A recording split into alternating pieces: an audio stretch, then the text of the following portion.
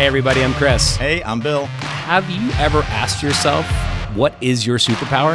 Everyone has a superpower. Most people just don't know what it is. We're going to help you uncover it. This podcast is all about helping people figure out what their truly unique superpower is. Superpowers, what's yours? Hello and welcome to Superpowers. We are here in the midst of season 2, Corona style, here with my co-host, Chris Cunningham, and we have an amazing guest for us today. Chris, why don't you do the pleasure of the intro? Take it away here. Welcome back, everyone, for Superpowers podcast. We got our mug here. We got Dunkin' Donuts. It's a bit empty, but Deirdre, we'll get into that, being a love for Barstool Sports. We have our friend Deirdre Lester, who's also a Rye local, where I live out in Westchester.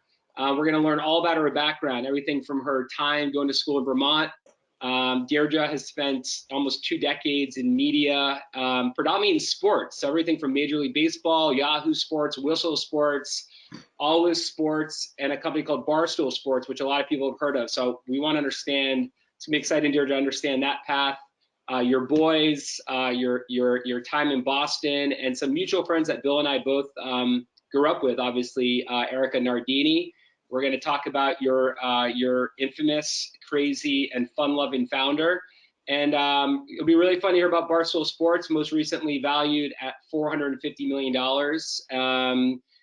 pulp culture, media, and sports company. So that's a quick background of our guest today, and can't wait to get into it. Hey guys, really excited to be here. Thanks for having me. It's amazing. So before we get going, talk about your everyday, right? So Barstool Sports, obviously no sports going on. Amazingly for Barstool, you have a whole other array of content. But you personally, what's your day like these days? You look like you're ready to go to work. You know, you look like you're. You guys gave me a reason to put a shirt on today that wasn't like a running shirt, basically. But yeah, my everyday, while it has changed and I'm working from home, obviously, I'm in my living room. And even though I'm less than probably a mile away from Chris, we're not getting together to record this podcast because we're, social distancing. But that said, my everyday has been incredibly busy. I'm getting up and getting going, normal start to the day. I have 2 young boys, elementary school age, so get them set up with their daily school assignment, figure out what they need to get accomplished and get their school day going. But then my work day starts and it's full on. I mean, we are really busy still, hustling. There's a lot happening, which we'll, I'm sure, get into in the media business right now that's highly unusual, but also highly active. And, one of the things that Barstool has done incredibly well in this situation is sort of pivoted and taken a lot of our regularly scheduled program and are broadcasting it from living rooms and apartments from people's homes. And then also creating new content that's really kind of capturing the minds and attention of people during this time. So there's a couple of different content series that are sort of been born out of the quarantine or lockdown that we're in that are getting huge audience and engagement. And so my team is like turning on a dime to, one, work our existing partners into that content from a brand sponsorship and advertising standpoint. And Sure. 2, like go out to the marketplace and figure out like who is active, what are the companies that are thriving in this time, and if we have a relationship with them, great. If we don't, what's the appropriate way to go start one? A lot of conversations having, as somebody who's spent, majority of my career in a sales capacity, what's the appropriate way to reach out to people right now without being insensitive? Knowing that, there are companies that need to be getting their messages out there, getting their offers out there, getting their products. So Deirdre, what we're hearing is Barstool is thriving in the pandemic. The evolution of the business is kicked into a new gear, but no, it sounds like you guys have really adjusted in this environment. And given that, and Bill and I were so excited when we were talking last week with one of our guests on our show. We knew you were coming up this week, and thinking about media, content consumption, both being Barstool Sports consumers ourselves, found it really interesting of like what is the, you know, obviously they're going to dig in the state of the business, but I'd like to think that this is a good time, can be a good time for you guys given your unique position. Yeah, look, I mean, you're talking to me now, we're 3 weeks in here, and we've shifted gears. You know, week 1 and 2 were a little bit tougher because we do a lot of programming around major sports tent poles, and March Madness was canceled and all of our plans were canceled. We had plans to be on the road. We had plans to be doing a tour with our now investor, Penn National, to a number of their different casinos, and then to also be in Atlanta for the Final Four. Obviously, all those plans came apart immediately, but we were able to go to some of those partners that were active at that time and say, if you're still interested in having your message to reaching our fans, here's what we're doing from a content standpoint. We pivoted immediately. We have a daily show, The Rundown, that was before Barstool was brought to New York and the Sheridan Group put us all in one office together. It was always broadcast over Skype. So in a way, it's kind of like back to our roots in terms of how we're creating content. And it is definitely back to our roots in terms of Barstool was always meant to be an escape from your daily reality, escape from the constant noise of the news networks or the very seriousness of what sports broadcasting was becoming, and be, you know, a fan-to-fan, peer-to-peer entertainment platform. And we very much are doing that. We're not taking light of what's going on in the world, but we are being our lighthearted, funny, comedic selves in terms of the content. And then, you know, from the brand's perspective, a lot of them are figuring out and are pivoting also their messaging. So there's a handful of our partners who've done some really cool things from, hey, you know, New Amsterdam Vodka is a huge partner of ours, for example, right? Well, their sales are way up, but they had to shift their messaging strategy. So we created a t-shirt with them to support your local bartenders. We sold over 5,000 t-shirts in 1 week's time to raise money for the U.S. Bartenders Guild. So we're kind of looking at our partnerships differently and having. You guys know how to hack things together. Deirdre, I got a question for you. Barstool Sports was started in what city? Boston. Founders from Milton, correct? Yes. Before we get going, Deirdre, by the way, we're also going to call you Chris Cunningham just because of the little box under your name, but we're definitely not in the same house. Why does Bill have a Miami shirt behind him? Doesn't that kind of offends me a little bit? And he's my co-host, and I love him, but we got Marino behind us. Deirdre, please tell me you're a New Yorker and you didn't grow up in Boston, or you're not a Patriots fan. Well, because I might just have to end this right now. I am the only member of my household. I live with my husband and two boys, and I'm the only non-Patriots fan in the house. But I am surrounded by Patriots paraphernalia. Yeah. Okay. All right. Good. So, unfortunately for me, I've been a diehard Miami Dolphins fan since as long as I can remember. I grew up in New York, so it's not a Florida thing.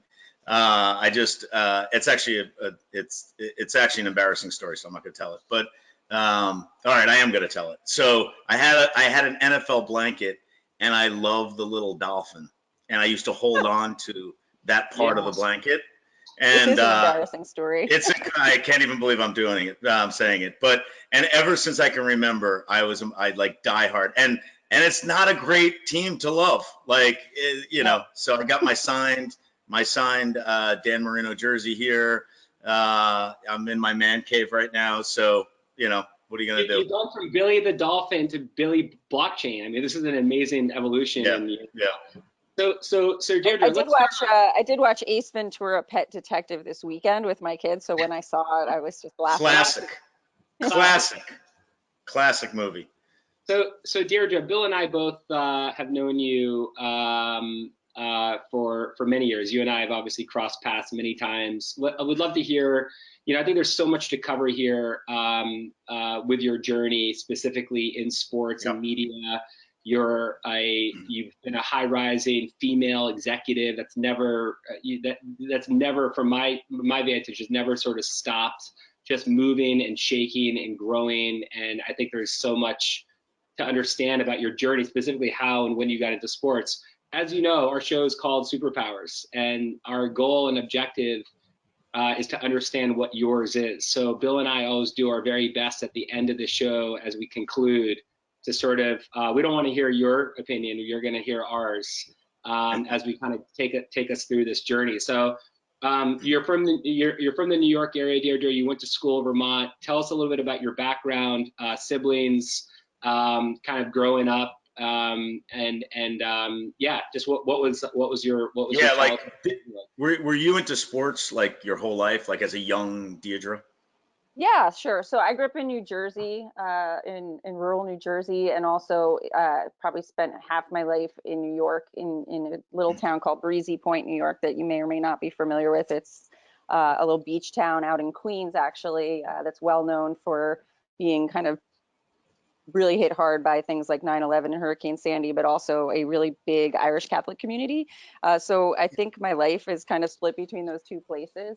I have two brothers, definitely grew up into sports, watching sports on television, going to sports events, and also participating in sports. It's kind of what I did, what I know, and what, you know, I've always been into.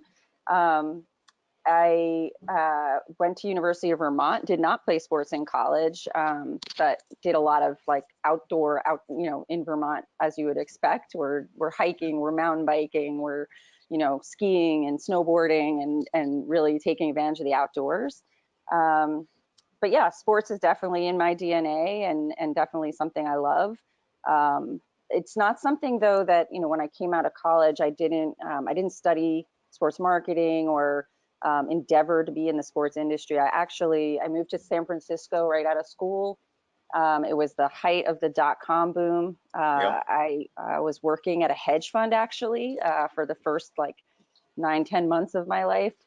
Figured out very quickly that working in finance wasn't for me, particularly at that time and stage in life. Working market hours in San Francisco was a real grind. I learned a lot in that job though, and it was really valuable time spent. But everybody around me was working at these amazing startup digital companies, whether that be the new publishers or, Yahoo or Snap at the time. The opportunity arose for me to go take an opportunity at CNET.com, which was my first job in digital media. And I feel really fortunate to have landed in one of the preeminent digital media companies.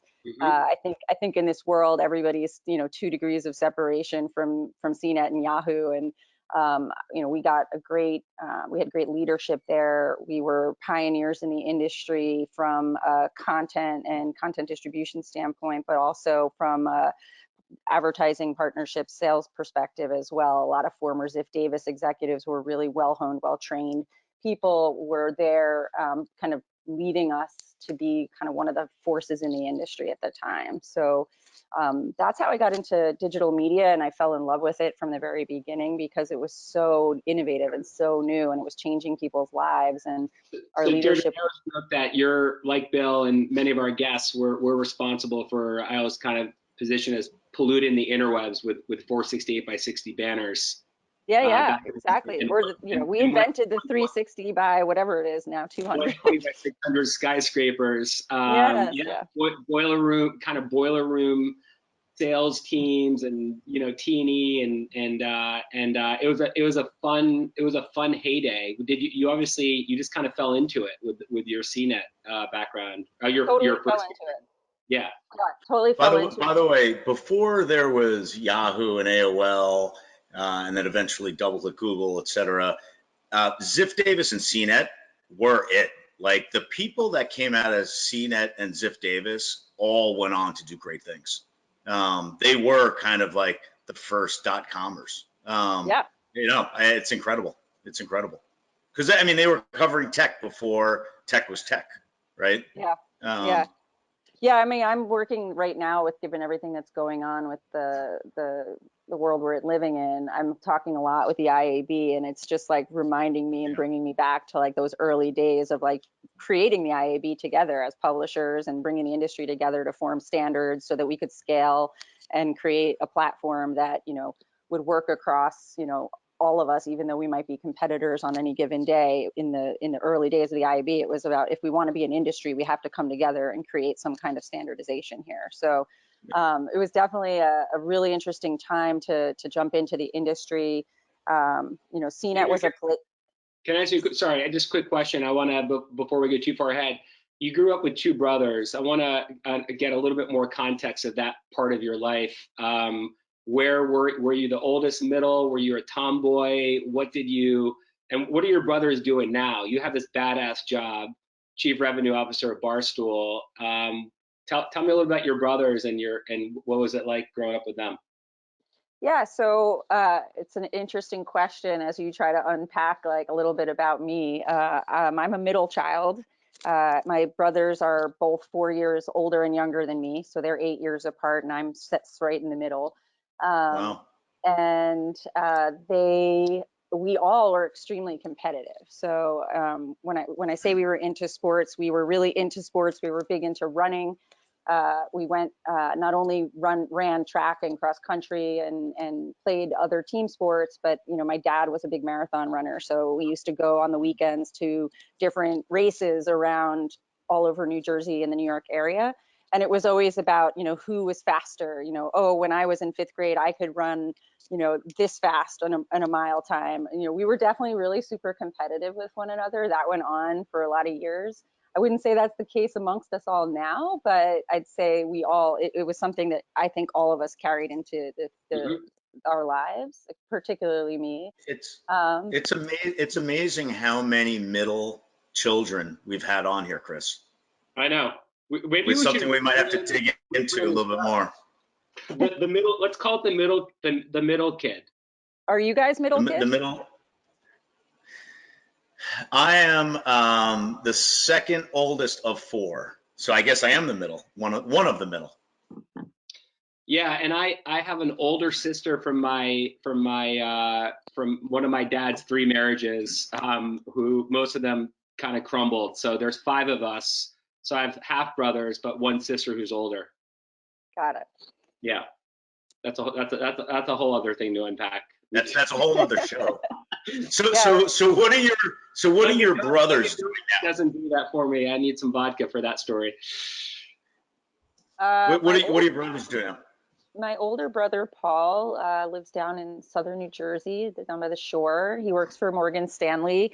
That's his day job. And then, when he's not, doing investment banking stuff, is the way he would put it, he's trying to do like more extreme things. Like he's partnered with a company called Fly Nyan, which is like a helicopter company that does aerial tours of New York City, and he takes aerial photos of New York. So he's sort of like got that extreme athlete bone in his body that he's never been able to shake. And then my younger brother is a chef in a restaurant in Westfield, New Jersey, the town we grew up in. Wow. So yeah. It's great. Awesome. Is that I'm sure that's been impacted at this stage, right? Yeah. He's not working right now. They're home. Yeah. Bill and I, one thing for our viewers, where Deirdre was so, for season 1, we've had all these awesome conversations in our studio. Obviously the personal component, but pre-pandemic, and while it's still important to carry, we're gonna still carry these interviews given the new sort of state of the world. It's important to also kind of talk about the realities that come with it, and those people in our lives that have been affected. So not normally part of the I guess the content or the delivery of a Superpowers podcast show, but certainly one to talk about when relevant. Which one of your 2 brothers do you like more? Neither. I don't really like either of them. By the way, it's a middle child. The middle child doesn't like anyone. Right. Yeah. The middle child is out to prove everyone wrong. Right. So Deirdre, at Vermont, you were a finance major. That's how you ended up in finance, or were you? No, I actually studied English literature and Spanish language, studied abroad in Spain. Wow.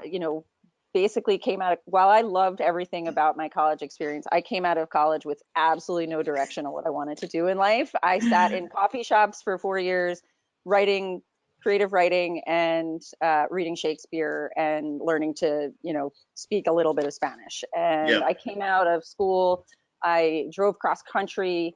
My best friend was living out there at the time, so I got an air mattress and slept on her floor and waited tables until I found a temp job at a finance firm as an executive assistant, and I ended up staying there for like a little bit of time until I ended up meeting someone at a party, actually a really dear friend of mine.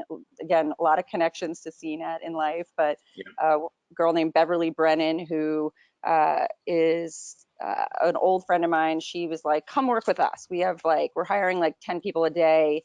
It's a great opportunity. You'll get in there, you'll learn. So I actually joined that job as the executive assistant to the head of sales at the time, a woman named Danielle Hawk. And I worked closely with her and Kirk McDonald and some other folks that were leaders on the team there. And then Kirk and Carter Brokaw recruited me to come work in the New York office when it was just opening up. So when the whole bubble burst in like 99, 2000, we were fortunate because we were the small office sitting in New York, making money, profitable, not a big cost center. So we were able to kind of maintain ourselves through like a bit of a downturn and then be there. To your point, you mentioned Ziff Davis when CNET actually acquired ZDNet.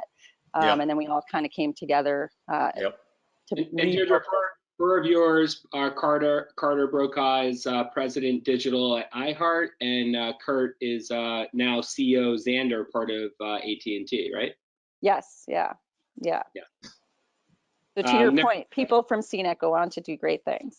Yeah. You moved, I know you came in as an executive assistant, and you had 4 years, at coffee shops reading Shakespeare.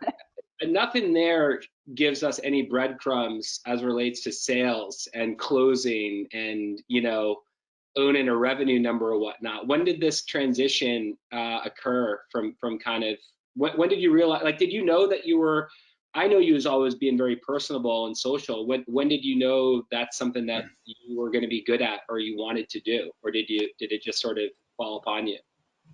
So, I mean, I look back, it's easy to see in hindsight that, it was something I was probably always going to do. My mom was a real estate salesperson in New Jersey. My whole growing up life, she was always working. My dad worked in corporate sales, in the packaging goods and beer and spirits category. And so I guess I was born into a family of people who are just natural people persons, right? And so I also, all through growing up, was, like I said, I was competitive and I was outgoing. So whether that was in sports or whether that was selling Girl Scout cookies, I always wanted to be number one. And so that translates really well into sales because it's just a competitive environment, especially, where I landed in sales, we were super competitive, in the digital media category with our competitors and amongst one another. CNET had a really rigorous training process, and I was there as the executive assistant, like setting that all up. And I raised my hand one day and said, "Hey, like, could I pitch in the pitch contest at the sales meeting? I'd like to stand up and do that." And so, one of the things that I was able to do was skip a lot of rungs into getting into the sales track at CNET. I basically went out on a limb and offered to jump into a sales pitch contest with some of the most impressive sellers I've ever been around. And I'm sure I fumbled. I wish I could go back and see a video of that, but that was a signal to the people around me, like, hey, let's push her forward, right? And I just love that insight you shared, again, for viewers and for folks that are on there. Bill and I talked to a lot of interesting people that are, share their stories as relates to figuring out their career, which is always terrifying. Most people don't know what they're going to do or how they're going to get there. So I think that's a really nice story as relates to the courage to sort of raise your hand and say, fuck that. I want to get my pitch in as well. I'm sure there's a lot of people that are in the room somewhere, or have been in the room somewhere where they want to do that, but they didn't bring themselves to do it. And unless you put yourself out there, as you're never going to give yourself that opportunity. Yeah, I think another thing too, and one of the, as we're talking, one of the things that comes to mind is like, what are some of the pivotal moments in your career that you realize looking back were really really shaped, you know, where you ended up or where you're going. One of the harder things I ever did was opt out of raising my hand for an opportunity because I knew it wasn't the right opportunity for me. And it was when I was working at ESPN.com. Digital was still managed like completely separate from sort of the mothership of, you know, the television business. And when they brought us together, they really had envisioned like that we would all be able to sell TV, digital, and .com or magazine. At the time, ESPN the magazine was really successful, and the industry wasn't set up for that, and I knew it. And I was like, this is going to backfire. This is all going to come unraveled. And the head of sales at the time there, the head of marketing was Ed Earhart, and Ed kind of looked to me and said, like, why aren't you raising your hand for a television sales job? There was one available. A lot of the people on the team were raising their hand and pitching for it, and it was a very competitive process. And he just didn't understand, given the success I was having on the digital side, why I wouldn't want to cross over. And I knew at the time that like long term I wanted to be in digital, that I had this, you know, base of digital media understanding that there was a lack of in the whole media world and landscape. And while I came to ESPN to learn about other mediums and be close to TV and be close to print so that I could understand that better, I really wanted to, my heart was in the digital media category. And so I sat back for a little while there. And then I began to look outside of ESPN, which is something not a lot of people were doing at that time. ESPN was like really a great place to be. Some would argue that you landed at some incredible.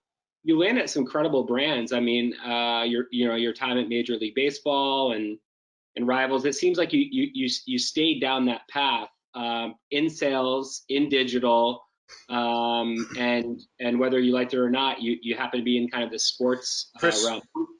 Chris, I'd love to just take a stop, right, just for a split second, because it is interesting how some of the decisions you don't make are the most impactful decisions you actually make, right? In that, you know, back then, being able to sell ESPN TV was like the dream job if you're a seller in sports, right? Yeah. The fact that you actually decided not to go for it because you knew you wanted to pursue this path in digital, when you were kind of like the, you know, the second class citizen, if you will, you know, kind of the team off to the side, not material to the overall business. I mean, it says a lot about, you know, either your passion or your vision. So what was it? Did you know digital was going to be the future, or were you just passionate and said, hey, I know digital and I want to stay this route? Like, what was it? Was it passion or vision? I think both, but I also think it was opportunity to advance. You know, I saw what was going on around me at television was, you know, people get those jobs, they're great jobs to have, people stay in them for a really long time and kind of get, you know, in this cycle of doing what they know. And I felt like on the digital forefront, you know, there was an opportunity to be a leader, to be around entrepreneurs, to be entrepreneurial with, you know, business partners. So I think that was something that got ingrained in me really early on at CNET, and then also just, you know, an opportunity to keep moving up and moving ahead and learning more and doing more creative things. So I actually left. I also, though, will say that once I got into sports, you can see from my track record, once I was in it, I stayed in it. And it was for a couple reasons. I love it. It's fun. You get access to all the events and personalities and athletes, and it's a great business sector to be in. It's also, you know, when it comes to marketing and advertising, there's, in my opinion, no better way to reach consumers that are highly engaged. So from a business standpoint, it just made a lot of sense for me. And so what I did was I was like, how do I take what I'm getting out of ESPN and what I always got out of CNET and find that in other places and be a leader there? So I actually went to Rivals.com, which was a small college football recruiting site based out of Nashville, Tennessee. And they had a really great, you know, business going. They had a great technology platform.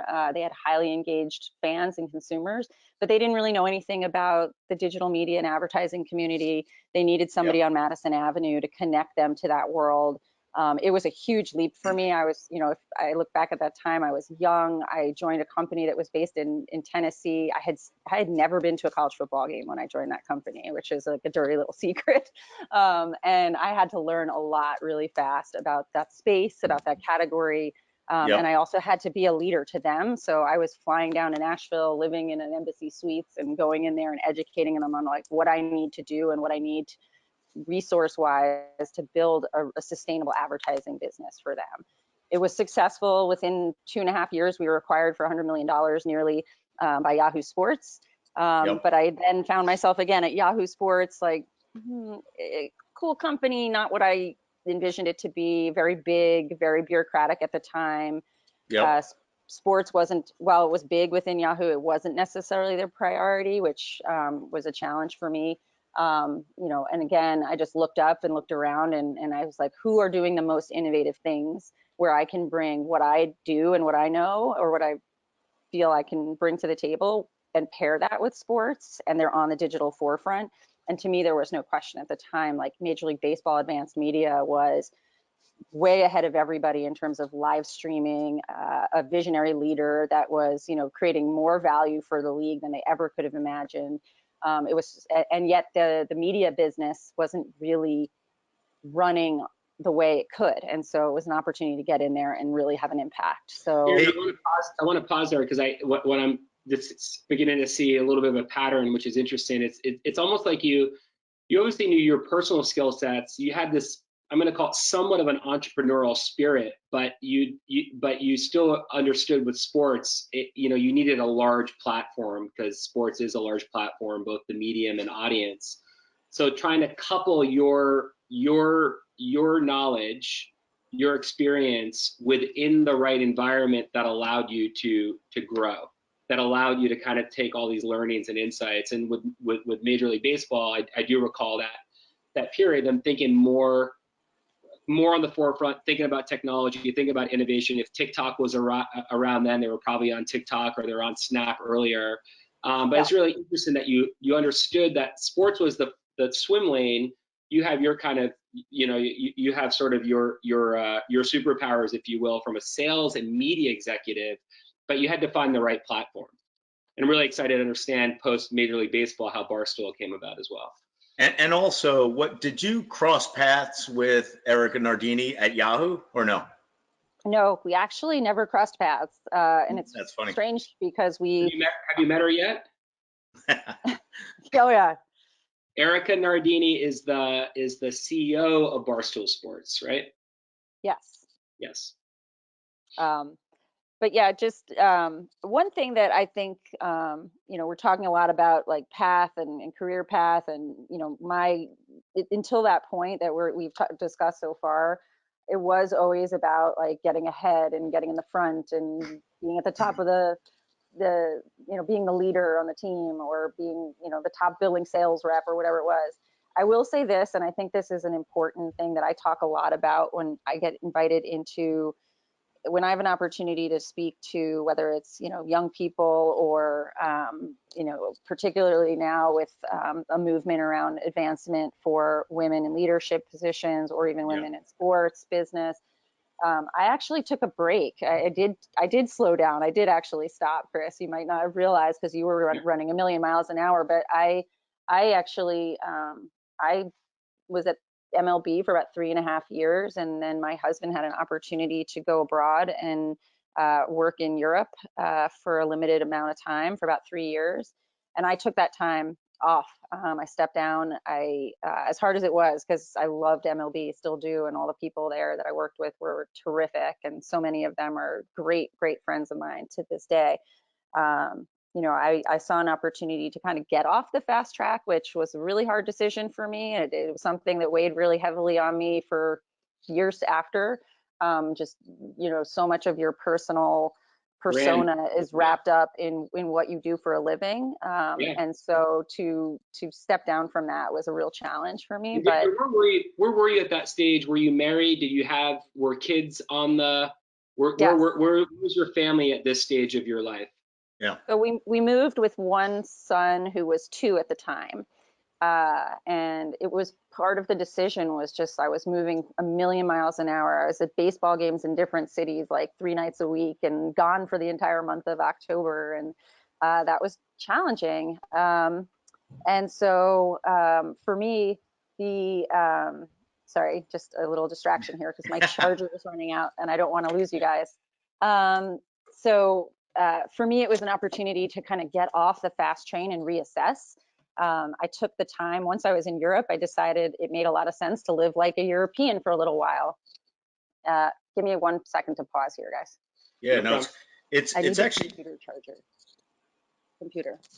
It's actually interesting because Deirdre and I actually crossed paths at Yahoo, even though I never met you. So I sold a company called Rate Media to Yahoo. In early 2007, right before Rivals, actually. Yeah, that was right at the same time. And actually, I actually say like one of the reasons that Yahoo wasn't for me is because immediately after the acquisition of Rivals.com, they acquired Yahoo, Right Media, and sort of pivoted their whole strategy towards that business, and that became the biggest priority. And as a Rivals executive, I just felt like I don't know anything about that, and I'm not really my world of interest. Interesting. But so interesting. Yeah, that was a crazy time. I mean, crazy time. Deirdre, what were the best highlights from your European experience? I'm going to assume it wasn't like picking up chain smoking or drinking 17 cappuccinos a day. I was born in Finland. I have a Scandinavian European perspective, probably less kind of classic American. I think that's always suited me well to kind of how I see the world. And my wife is British, and so our kids kind of had this different balance. What did your time there offer you and your family, either personally or now professionally? And where were you based out of? So we were in London, right in Notting Hill, Holland Park area. It was amazing. For me, shabby zip code, I hear. Notting Hill. Yeah, right. It was not bad. It was not a bad setup. For me, it was a couple things. Like one, like I said, it gave me I had been on this fast train for so long and not really ever thought about stopping and really thinking about bigger picture, longer term, where do I want to be and where do I want to end up?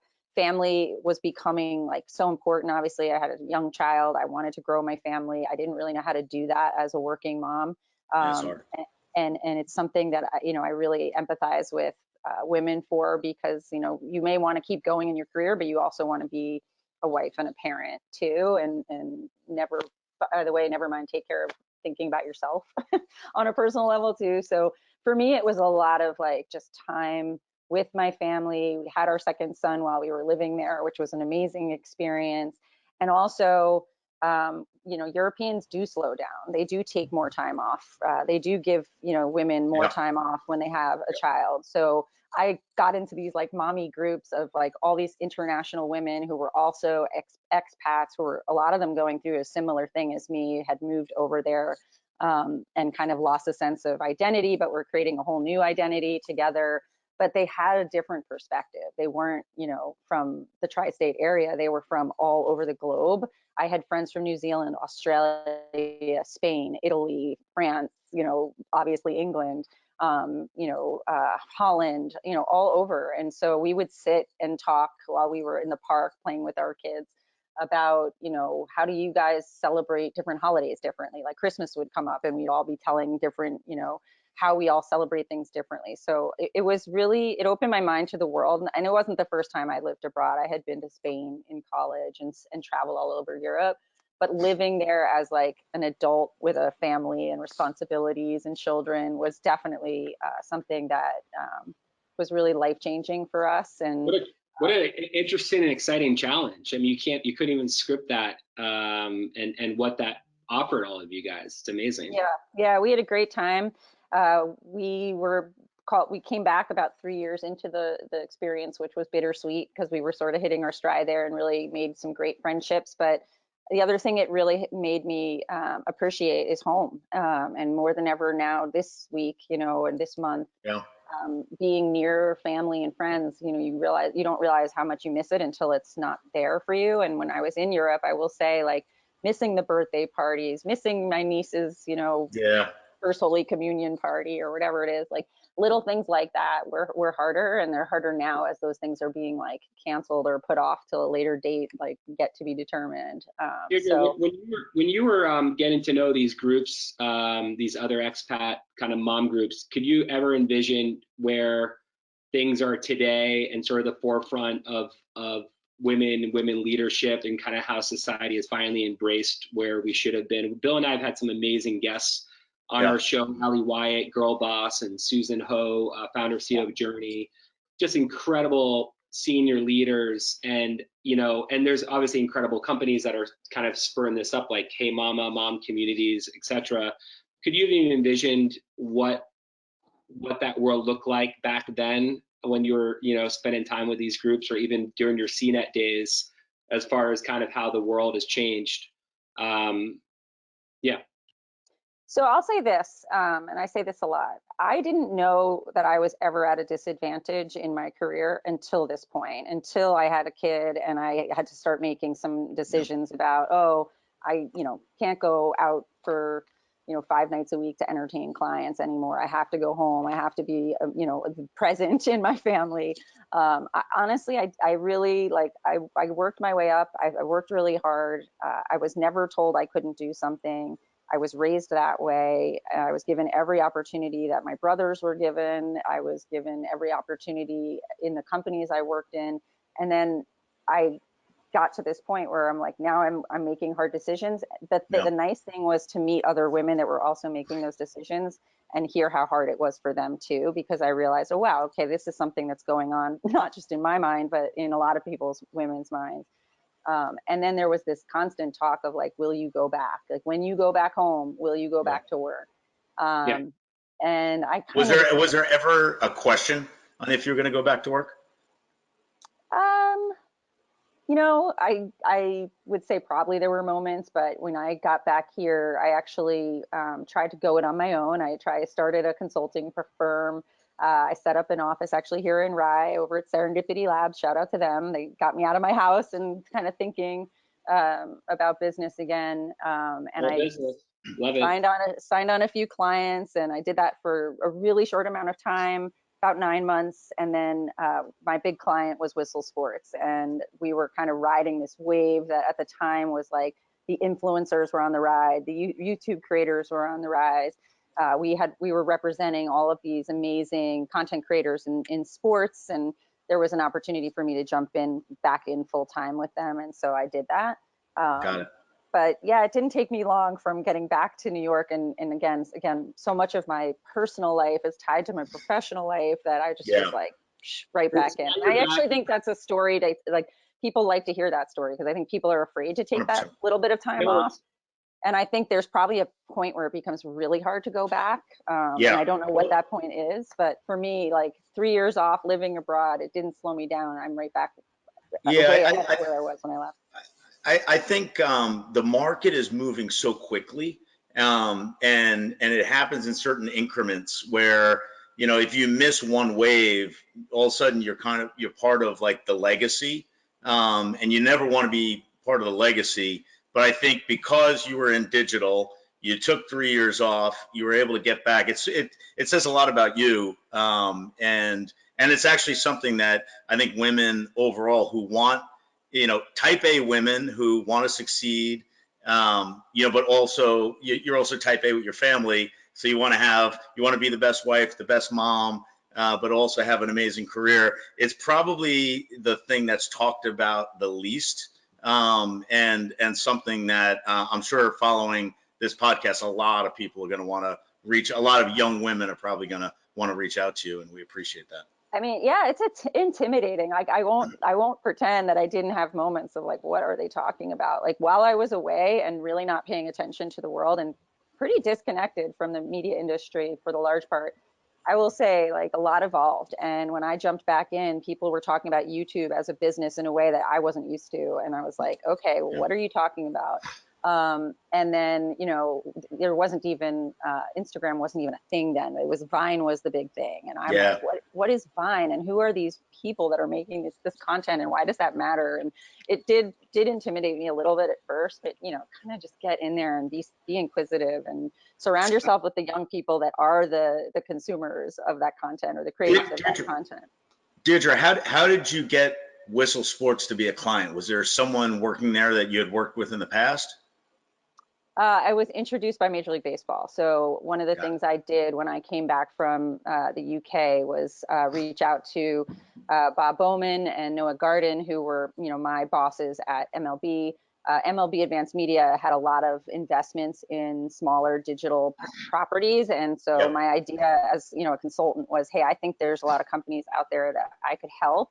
And so when I sat down with them, and Jeff Volk, who was on their business development team and is a good friend of mine, they kind of looked at like, oh, here's the roster of people that have been in to pitch us recently. And you know what, Jeff Urban, who was a former head of sports marketing at Gatorade and started Whistle Sports, would be a good person for you to talk to. So it was really networking, leveraging the connections I had and the people that, knew what I was capable of to say, hey, I'm back. I want to get back in. I'd like to do something entrepreneurial, and I know you guys are connected to the most entrepreneurial companies in the business. And also a note to everyone to not burn bridges. So when you leave a company, how you leave is probably more important than how you come in and your time there, because you never know when you're gonna need that network.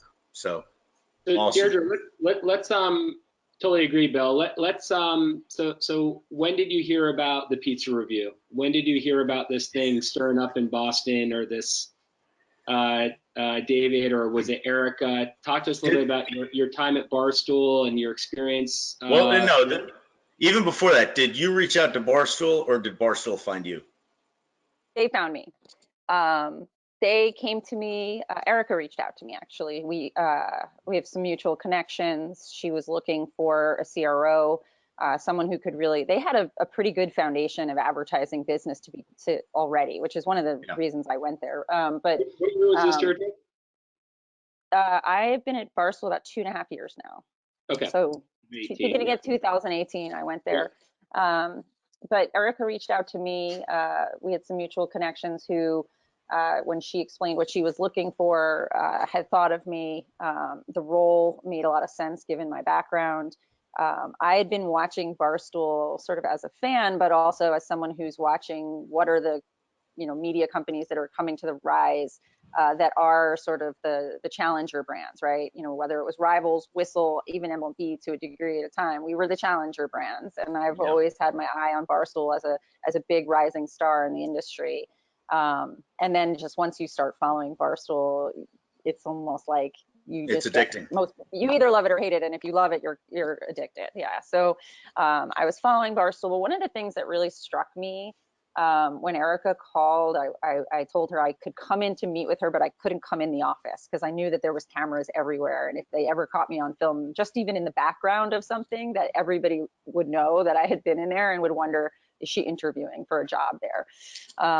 So we met at a restaurant for coffee, and we talked, and then I went back to my desk and I was sitting there, and I noticed something all of a sudden. I noticed that all of the millennials that worked on my team, the younger people, the 20 somethings, the 30 somethings, were all like hardcore into Barstool in a way that I hadn't noticed previously. I noticed it was what they were sharing on the weekends when they were going off to the shore or, the Hamptons. It was like all about Saturdays are for the boys. I noticed that they were like wearing the merch, and it was like a badge of honor.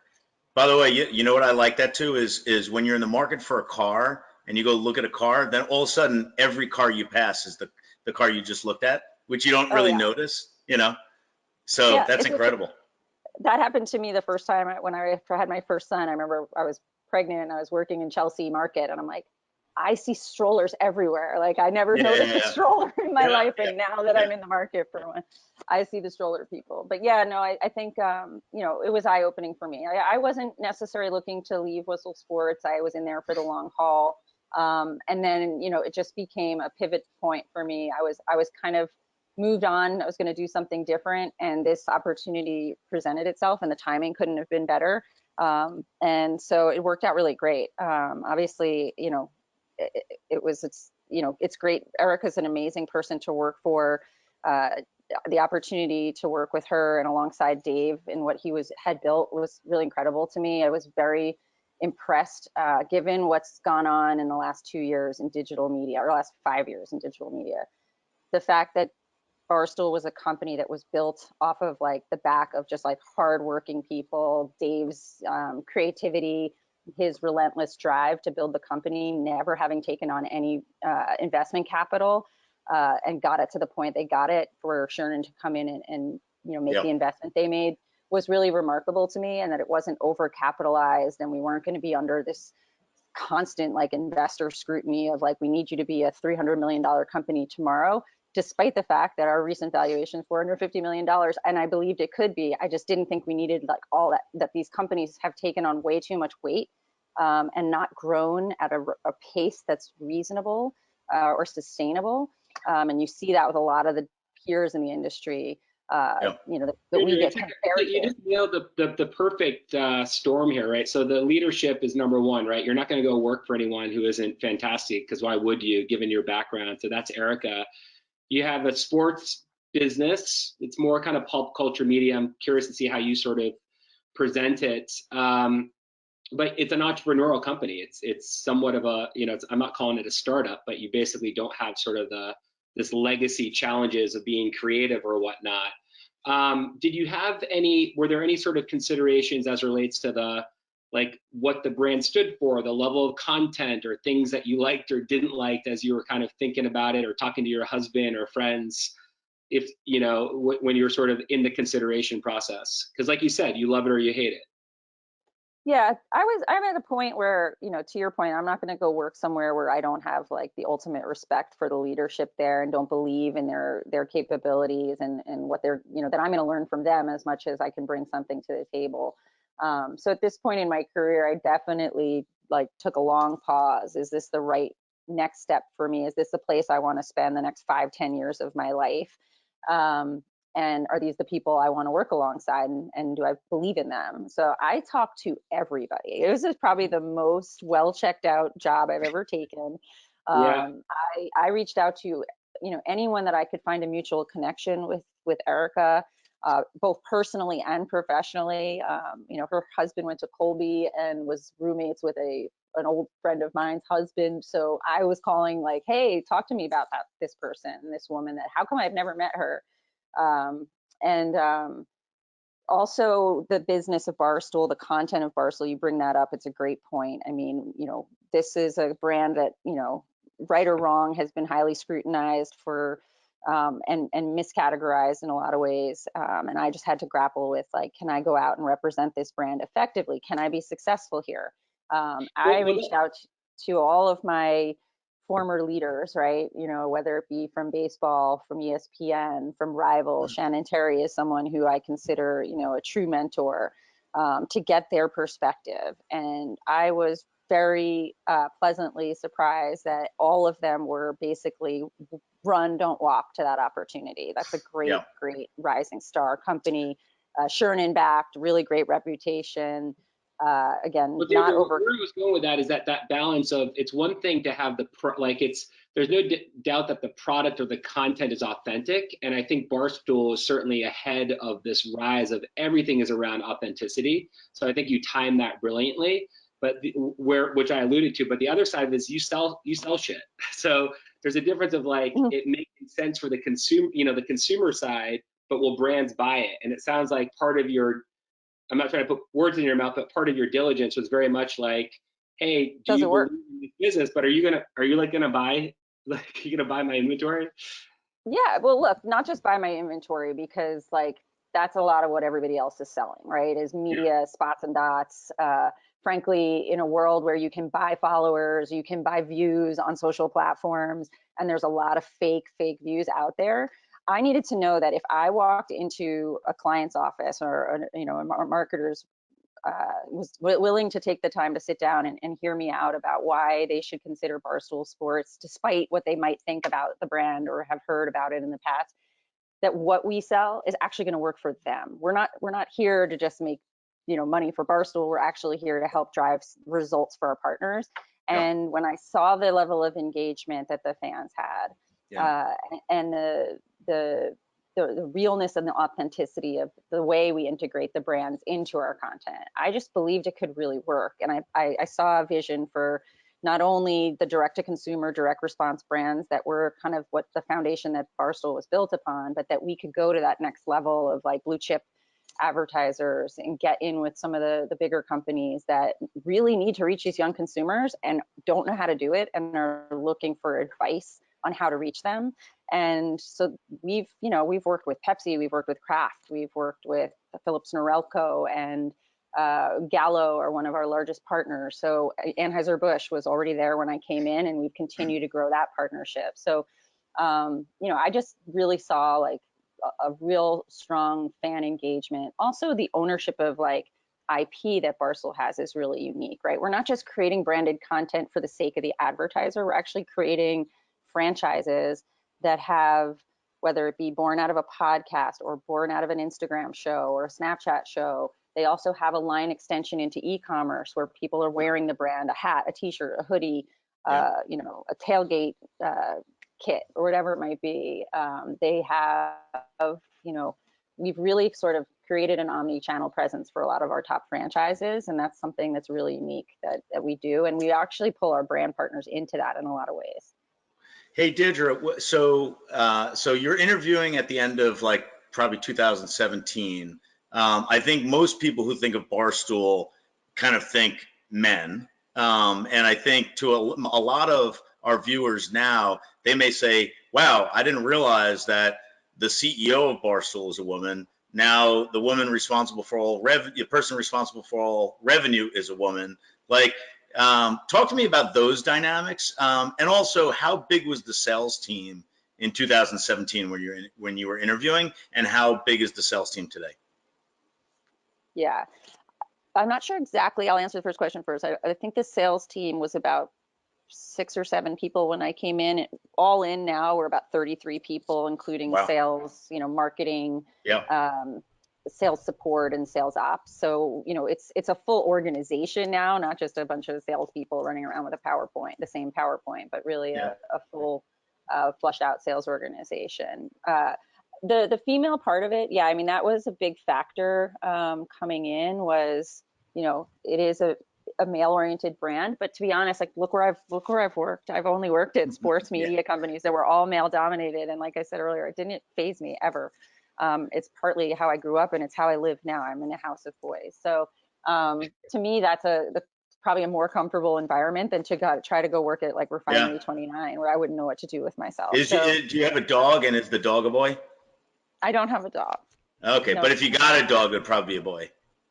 I grew up with a dog. It was a boy, So for me, it made sense. But what I will say about that is, and Chris, you alluded to this, like Barstool as a brand has really expanded, and it was always more than sports. It was about sports and pop culture and what's trending on the internet today, and like just what guys talk about.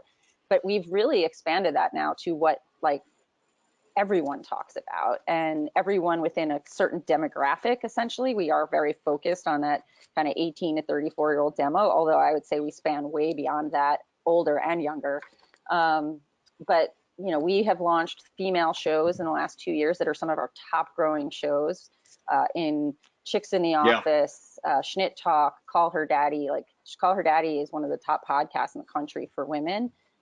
So that's been really awesome for me because it kind of was unexpected. I remember when the Chicks in the Office girls, Rhea and Fran, were there when I started, and they were really the only females on the content team. And then they started to bring in some sports personalities like Casey Smith and Liz Gonzalez. And it was great to see like sort of women kind of quote unquote infiltrating the content and becoming part of the show. And then also launching their own shows as an aside to that. So you guys have the model that can be replicated. Deirdre, what's your best interaction or story with Dave, your founder? I'll tell you mine. At the Super Bowl 2 years ago, I think. I know yours. We've all seen your moment. Bill attempted, and I have I still have a bone to pick with him, which was filming that infamous video of him getting pulled out of the Super Bowl. And Frankie, his camera guy, I mean, not a tag. I mean, like, No credit for you? Yeah. I could have gotten 1,000, a couple thousand new followers on Twitter or like something, Deirdre, and I'm insecure there. So like I could have used all the help I could get. And he blew it. No love. I got the video. He's on CNN the next day. That's my story. What's yours? Yeah, that's a good one. That's a pretty big moment from inside the time I've been inside of Barstool, Dave getting dragged out of the Super Bowl.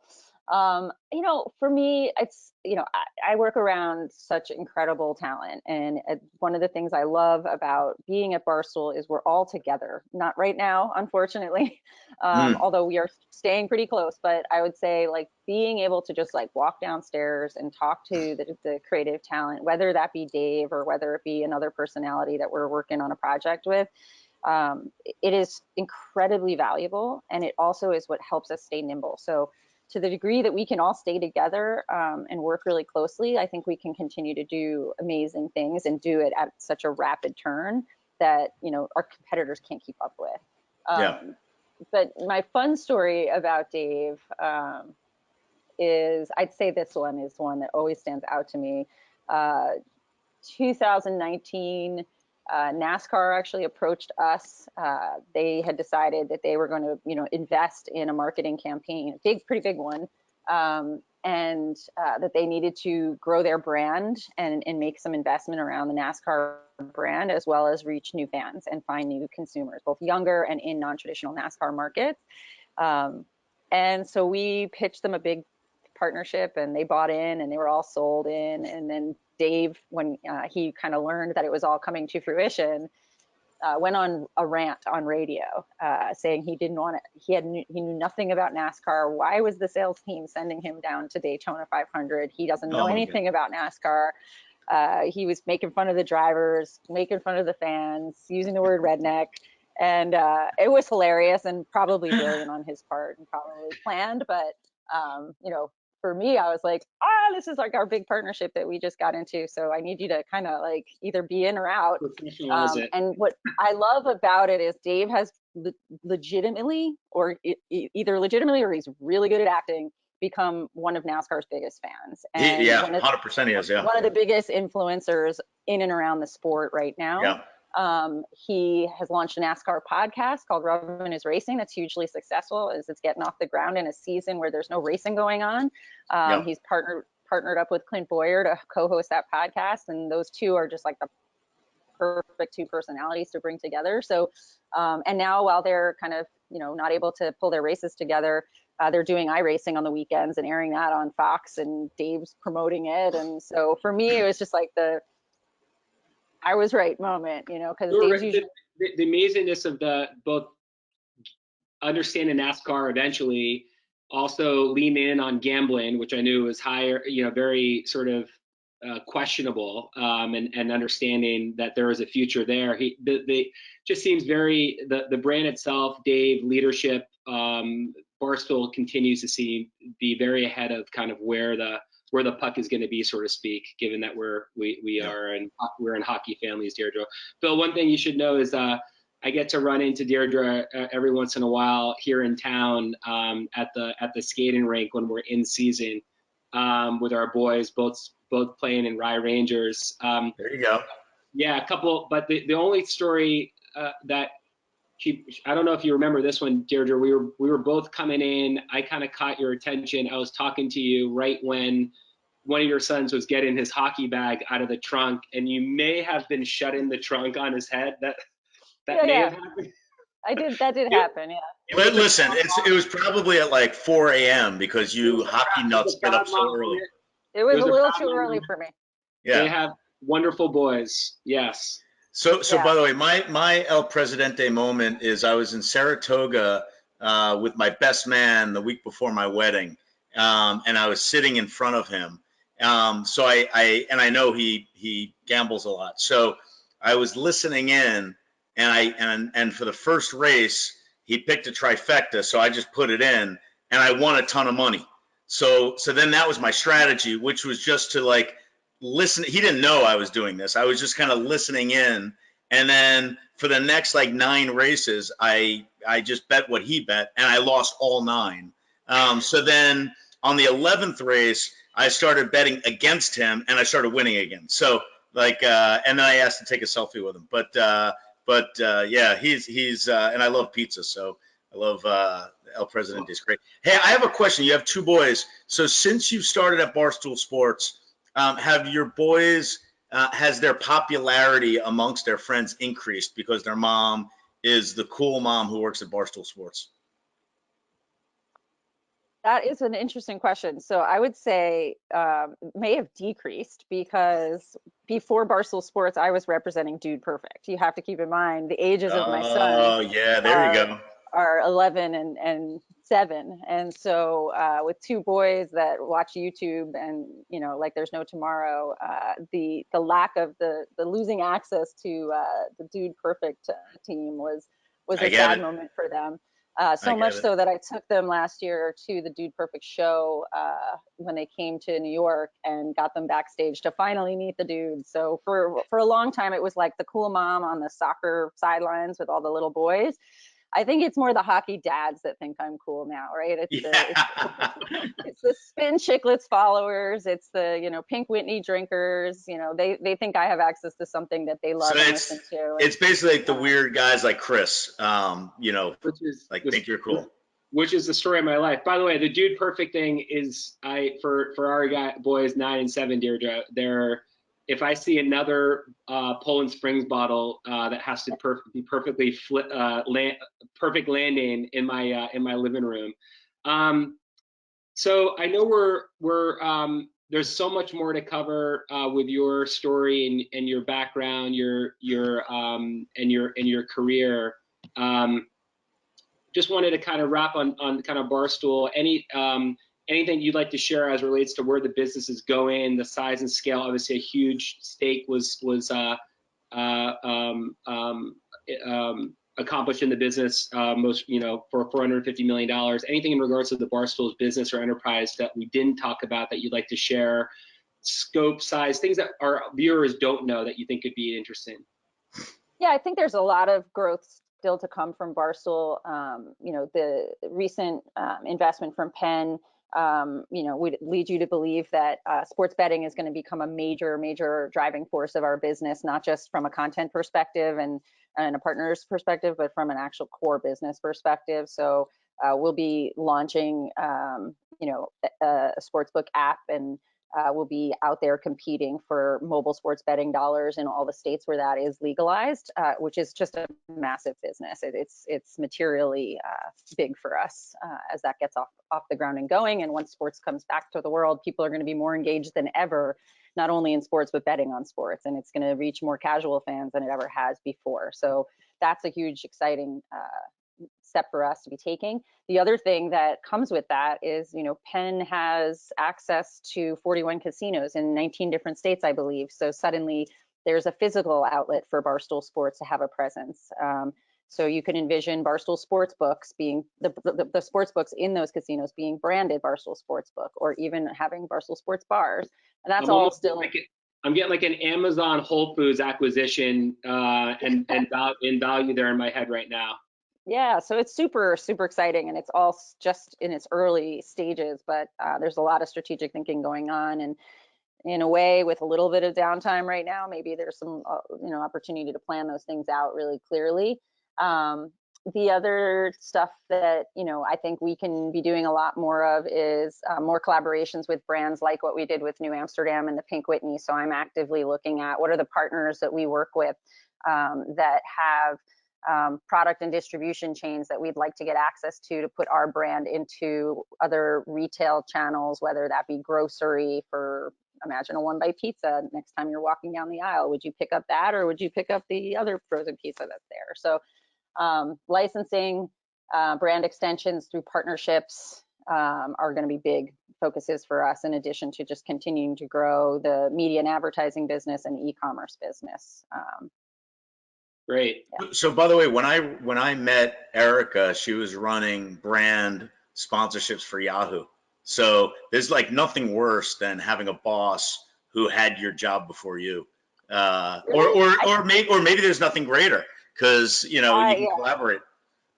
I actually think it's one of the things that attracted me to working with Erica was that I knew that she knows the plight of the media sales executive. She knows the plight of like the account manager. She knows it in and out. And, in high times, which, we're in still, but like, as we've been building this business and I've been scaling the team so rapidly, when I go with a business case for what I need in terms of resources, it's not, I don't get met with a lot of opposition there. I think I've earned the trust, but I also think Erica inherently knows what we need to do to be successful in scaling the business from an advertising standpoint. She's also great with advertisers. So she's great in the room talking to them. She knows what they care about. So when we need to bring her into certain conversations, it's a seamless, conversation to have. And when times are challenging like they are right now, and we're pivoting to moving fast and furiously into some of our quote unquote quarantine content, and there's challenges operationally to doing that, or convincing the advertisers that while they bought one thing, we need them to focus their energy and investment in something totally different than that. She understands the operational lift that is creating for my team and the amount of work. And I actually had a happy hour last week via Zoom with my whole team, and asked her to join and just come in and like, hey, come have a drink with me and my team, because we could really use that right now. And she was great about that. And we're going to do that this week with the account managers, who are some of the hardest working people in our company right now, because every campaign that was booked is changing right now. And it's there's a lot of money going on the sidelines for the time being. There's a lot of new money coming in, and basically every line item of every campaign that's in our system has to be changed and changed out right now. So while people are working really hard and they're really busy, and we're fortunate to work in an industry that's not completely shut down right now, it's definitely just like a totally unexpected time and a lot of work to do. Deirdre, amen to leadership and to executives that are willing to go into the front line. We had Michael Katz from M Particle on the other day. Same thought process to spend time with clients, and I think you guys have a unique opportunity to right now during this very challenging time to continue to offer great content and media. That's what people need right now. They need distractions. They need laughs more than ever. So while you may not be curing cancer, I think there's some really interesting things, and I'm not just saying that I think Barstool is doing. One thing I know we're going to wrap up now because we talked a lot about Deirdre's the business side of Deirdre. I get to see Deirdre on the weekends at 6, 7 in the morning. Hockey mom, always at the hockey rink, always at sporting events, and it's really cool to see the mom side, you being a great mom with two boys as well. I just wanted to call that out, and a great husband too. And hopefully we'll run into you guys at more Bruins games once the season gets back. So we're gonna wrap this up. Covered a lot, and really great story, Deirdre. I'm so thankful that you could join the Superpowers podcast. I'm going to pass it on to Bill to kind of take the initial kickoff to what your superpower is. Yeah, so it's interesting. So Deirdre and I don't really know each other, so it was great meeting you, and I look forward to. I have a house in Larchmont, so I'm right down the road. Wow. Bill, you're kind of like, to me, you're sort of like the way Erica Nardini was. Like, we've crossed paths, and I've known your name for years, and somehow we just never connected. Yeah. So Superpowers brings people together as well. So listen, it is incredibly difficult for women to get into executive roles. It is incredibly difficult for women to get into senior roles at sport companies. We have a guest here today who has done both. She is now an executive at a high-flying brand in the sports universe and entertainment universe and soon to be betting universe.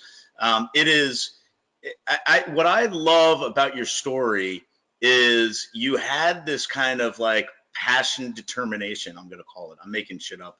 Where you were offered, kind of that high 6-figure TV sales role, and you were like, no, I like what we're doing here, off to the side with this little .com side of the business. You always went to underdogs, it seems like that passion your passion was so, had such conviction that you went to rivals. Like, who wants to cover high school sports and before rivals, college and high school sporting, was not what it is today. And so, and then, going to Whistle Sports, and now Barstool, right? I think in 2017, Barstool was not the brand it is today, right? It was either just getting the investment from Chernin or just about to. So, I feel like you have this confidence around your passion. And you never let any of the things on the side, like people go, oh, how was it being a woman in sports? And you were like, I don't know. I just did my job and things came. And it's like, you took a couple years off to support your family and your husband and live abroad and have a great experience, have another child. It's like, hey, how is it coming back? I don't know. I just called my friends over at Major League Baseball and, they hooked me up with a bunch of people and I got a job. And so, I think you having such confidence in your passion and everything else just seemingly came easy to you. And the decisions you made, as I look through, kind of your resume and the companies you went to, almost don't make sense. It's like, why would you leave, this major, why would anyone leave like a big sports, one of the big three to go to a startup? Why would anyone leave Yahoo to go here? And so, I think it's that confidence you've had following your passion that is your superpower. Chris? I would just roll into that two things. I think you parlayed your interest. You knew that you were going to be in sports early. You stayed in sports. I think you parlayed that very wisely, whether you knew it was going to end up being in this kind of position at Barstool. But the other thing you said earlier, Deirdre, that I'm going to pick up on as your superpower is you seem to do a lot of diligence and you pick up the breadcrumbs around influencers and connectors and where things are going through your diligence or what you read or what you see or who you talk to.